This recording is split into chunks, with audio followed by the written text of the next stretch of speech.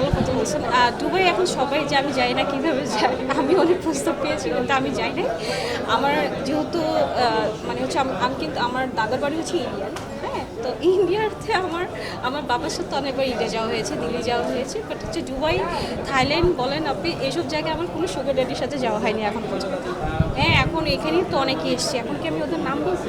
নাম বলতে পারি না। হ্যাঁ, ওরা গেছে, ওরা বিকিনি শ্যুট করতেছে, তখন আমি যখন শ্যুট করতাম তখন বলতো যে ও মাই গড বোল্ড হয়ে গেছে। আমি যখন ইন্ডিয়াতেও শ্যুট করেছি, ইন্ডিয়াতে কাজ করেছি, একটা বিউটি কন্টেস্টের জাজ হয়েছি, হ্যাঁ, সো জি বাংলায় কাজ করতাম, কালার্সে কাজ করতাম, হ্যাঁ, তো তখন আমার ইচ্ছে ছিল যে আমি ওখানে ওয়েবে হইচইতে ওয়েবে কাজ করব। তখন বাংলাদেশে হইচই বেরিয়ে আসে না, সো তখন আমাকে অনেক ধরনেরই শ্যুট করতে হতো একটু এক্সপোজ করে। তো আমাকে বাংলাদেশের অনেক জার্নালিস্ট অনেকেই বলতো যে তুমি তো কলকাতায় যে ইন্ডিয়াতে যেহেতু তুমি হচ্ছে একেবারেই খুলে ফেলেছো, খোলামেলা হয়ে গেছো। তো এখন এই যুগে এখন দেখেন যে খোলামেলা ড্রেস আপ না করলে কিন্তু কাজ পাওয়া যায় না, বাইরে পাওয়া যায় না। সো মিডিয়া ইন্ডাস্ট্রিতে হইতেই হয়।